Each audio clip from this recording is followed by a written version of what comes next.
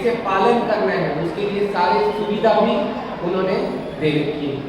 इस माध्यम से ग्रंथों के माध्यम, मंदिर और उनके शिष्य के ऐसा ट्रेनिंग दिया कि हमें सारी सुविधाएं दी है। फिर भी हम क्या करते हैं, जब भी भक्ति मतलब जो भगवान का सेवा हो या भक्त का सेवा हो या गुरु की सेवा, हम क्या करते हैं, बड़ा लिस्ट लेके आते हैं, हम क्यों नहीं कर सकते हैं, ये कमी है। अगर सेवा कर भी देते हैं तो कुछ न कुछ हमें ऐसा कमियां ढूंढने लगते हैं कि इसके कारण मैं कंटिन्यू नहीं कर पाऊंगा। तो श्रीला प्रभुपाद की लीला से हम समझ सकते हैं कि तीन उनका उदाहरण लीला अंदर से और उनके शिष्यों के ग्रंथ से उदाहरण करना पड़ेगा। तो उसमें कहते हैं कि श्रीला प्रभुपाद जब उनके गुरु की लीला संपन्न होने के बाद कुछ ही दिनों में उनके जो न्यूज़लेटर जो भी है वो सब छपवाना उनके शिष्य ने बंद कर दिया था। तो श्रीला प्रभुपाद कभी लेके आए थे ये बैक टू गॉडेड मैगजीन। तो बैक टू गॉडेड मैगजीन में वो खुद आर्टिकल लिख रहे थे और उसका प्रिंटिंग और उसका डिस्ट्रीब्यूशन पूरा खुद ही कर रहे थे। तो उनका परिश्रम से समझ सकते हैं उन्होंने गुरु के सेवा कैसे उन्होंने लगाव, सिंसियरिटी और सीरियसनेस से किया। तो प्रिंटिंग का मतलब प्रिंटिंग का डोनेशन कलेक्ट करना, और ये प्रिंटिंग के लिए पेपर भी तभी मुश्किल था क्योंकि तभी वर्ल्ड वॉर 2 चल रहा था। तो 1944 में जो पहले मैगजीन जब छपना था तभी पेपर का भी तभी मुश्किल था। तो उसके बावजूद उन्होंने 1-2 मैगजीन प्रिंट किया। तो उसके बाद जो कॉस्ट उन्होंने देखा कि बहुत ही हो रहा है तो उन्होंने थोड़ा गैप लिया कि कुछ दिनों के बाद में ये छपना शुरू कर दिया। तो फिर से 1952 8 साल के बाद उन्होंने बैक टू गॉडेड मैगजीन शुरू किया। तो उसमें उन्होंने कुछ जैसे हमने देखा आर्टिकल, प्रिंटिंग और डिस्ट्रीब्यूशन भी कुछ करते हैं। तो डिस्ट्रीब्यूशन में कितना कठिन है, हमें जब कोई बोलता है कि एक ग्रंथ है तो हमें इमीडिएटली मोटिवेशन डाउन होता है और कहते हैं कि नहीं बस अभी ग्रंथ वितरण नहीं कर पाऊंगा। परंतु श्रीला प्रभुपाद अपने बैक टू गॉडेड मैगजीन खुद टी स्टॉल्स में जाकर वहां बैठ के बाजू वालों को समझा के ये सब वितरण करते हैं।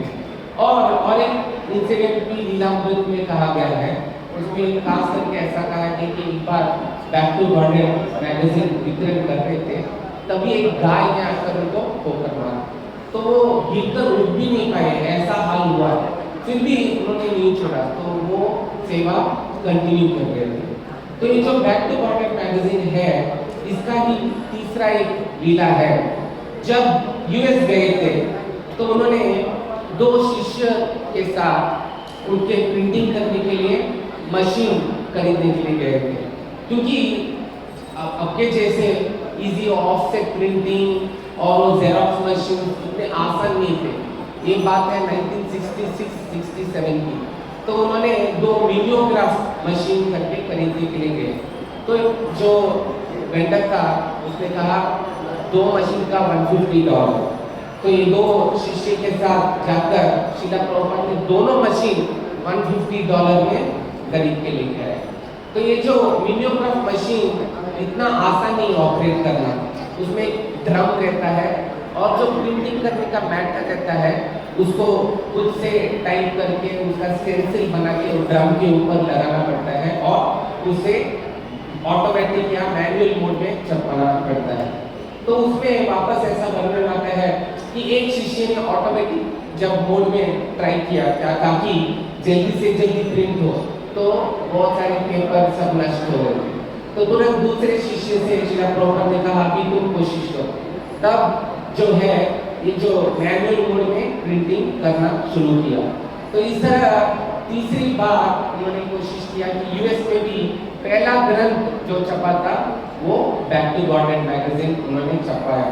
ये सारे एक ही कारण था, इतना परिश्रम करना कि अपने गुरु की सेवा करना है। तो इस तरह हम देखते हैं उनके जीवन में जो भी उदाहरण देते हैं उनकी लीलाओं द्वारा हम समझ सकते हैं कि बैक टू गॉडेड मैगजीन और आगे की ग्रंथ में भी उन्होंने कैसे परिश्रम करके सब पब्लिश किया। तो इसी तरह मैं भी लेना चाहता हूँ, श्रील प्रभुपाद से प्रार्थना करता हूँ कि मुझे भी प्रेरणा और शक्ति दे कि मैं भी ऐसे ही सेवा कर सकूँ। तो इसमें मेरा समाप्त करता हूँ और एक चीज़ मैं बोलना चाहता हूँ। तो जुलाई महीने में जो बैक टू गॉर्डन मैगजीन छपा वो अपने गुरु महाराज के बारे में था। तो बीबीटी में जो उन्होंने बीबीटी नहीं, ये जो बीटीजी जो ऑफिस थे उन्होंने बहुत ही कम ग्रंथ छपे हमेशा की तरह और वो खत्म हो चुका था। जुहू में जो अनिल प्रभु जी थे वो सारे भक्तों ने मिलकर अभी बहुत सारे मैगजीन छपाए हैं और हमारे पास भी ये जो बीटीजी मैगजीन जुलाई मंथ का गुरु महाराज का मैगजीन हिंदी में और अंग्रेजी में अवेलेबल है। उसका हम आज शाम को भी अवेलेबल करेंगे और गुरु महाराज का अभ्यास पूजा देंगे भी। तो जो भी भक्त लेना चाहते हैं वो ले सकते हैं। हरे कृष्ण।